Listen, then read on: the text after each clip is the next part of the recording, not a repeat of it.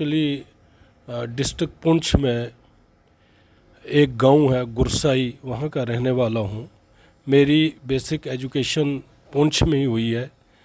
बचपन से ही जब हम किसी बड़े आदमी को देखते थे कि वो किस तरीके से आवाम की खिदमत कर रहा है और किस तरीके से देश की खिदमत कर रहा है। नमस्कार, स्वागत है आपका भारत मॉनिटर के साथ और मैं हूं आज मुस्कान। आज हम मौजूद हैं DYSP ज़ाहिर अब्बास जाफरी के साथ, जो कि JKPS बैच 2011 से हैं, जिनको president police medal for gallantry भी मिला है। साथ ही साथ इन्हें chief of the army staff commendation भी मिला है, जो कि DGP JKP कमेंडेशन भी है, साथ ही साथ DGP CRPF कमेंडेशंस भी है।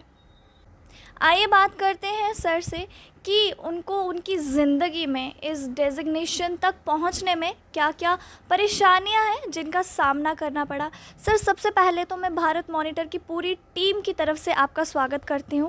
Thank you very much. Sir, सबसे पहले तो आप हमें अपनी लाइफ के बारे में कुछ बताएं। मैं एक्चुअली डिस्ट्रिक्ट पुंछ में एक गांव है गुरसाई, वहाँ का रहने वाला हूँ।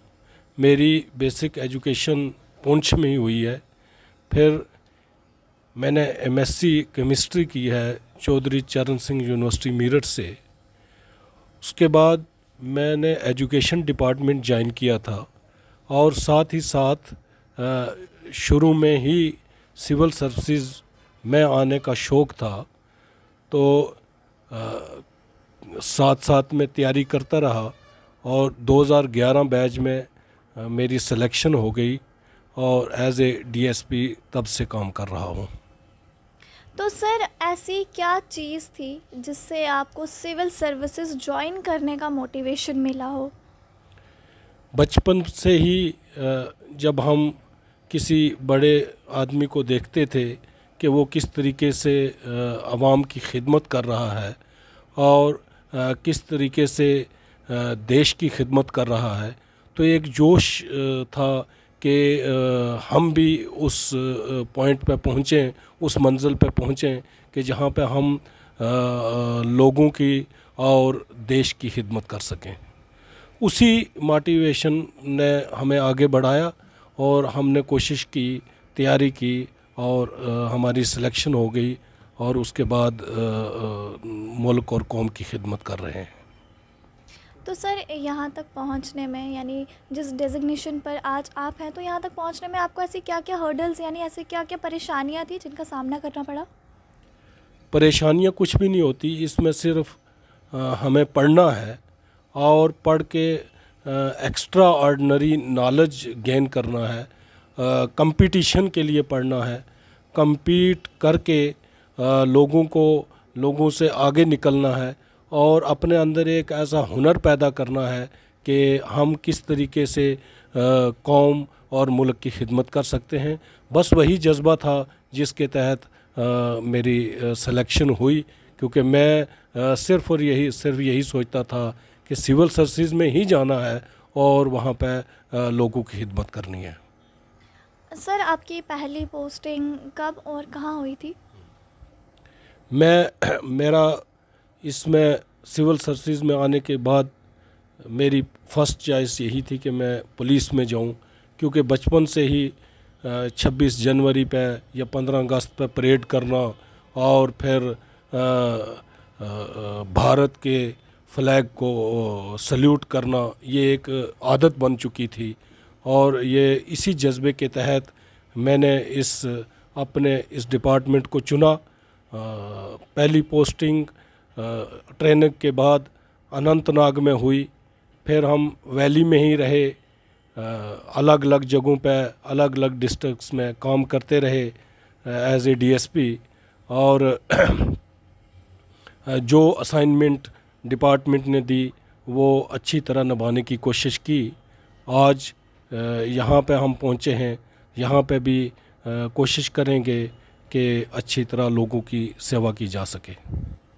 सर, जो आज का यूथ है, तो आप मीडिया के माध्यम से उन्हें क्या संदेश देना चाहते हैं?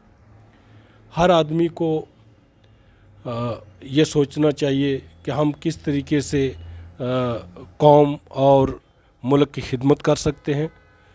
उसी जज्बे को आगे लेके अच्छी तरह पढ़ना है, माशरे में अच्छे इंसान बनना है। मैं माँ बाप से गुजारिश करूँगा कि जब आज बच्चे जो हैं वो गलत रास्ते पे जा रहे हैं तो ज़रूरी है कि शाम में एक मुहासबा किया जाए कि हमारा बच्चा दिन में किसको मिला है, किसके साथ चला है, उसकी दिन की क्या कार्रवाई हुई है। बच्चों के साथ बैठना बहुत ज़रूरी है। जो न्यूक्लियर फैमिलीज़म जो चल रहा है उसकी वजह से हमारी आने वाली नस्लों पर थोड़ा ज़हनी दबाव बढ़ रहा है।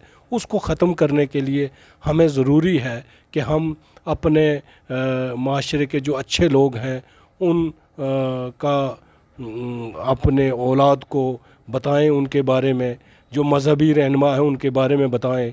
हमारे मुल्क के आज़ादी में और मुल्क को आगे चलाने में जिन बड़ी हस्तियों ने काम किया है, ज़रूरी है कि हम अपने आने वाली नस्ल को उसके बारे में बताएं ताकि उनके सामने एक मंजिल रहे, एक जोश रहे, एक वलवला रहे कि कैसे आगे बढ़ना है और कैसे मुल्क और कौम की खिदमत करनी है।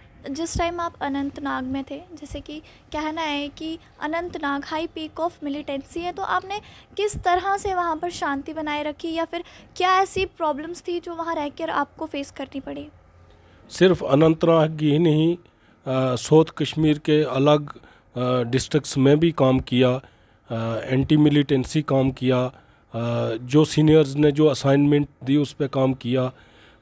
हमारे सामने वो सख्ती नहीं होती। जब यूनिफॉर्म पहन लेते हैं तो एक अलग जज्बा होता है कि मुल्क के लिए कुछ काम किया जाए। उसके लिए कोई भी यूनिफॉर्म पहनने वाला, वो आर्मी हो या अलग दूसरी फोर्सेस हों या जम्मू कश्मीर पुलिस हो, उनके अंदर जो जोश और वलवला होता है, उस जोश और वलवले के तहत वो किसी भी मुसीबत का मुकाबला करने के लिए तैयार रहते हैं।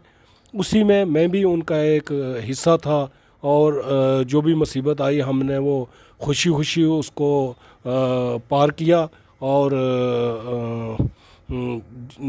लोगों की खिदमत की और आगे भी यही जोश बरकरार रखने की कोशिश करेंगे।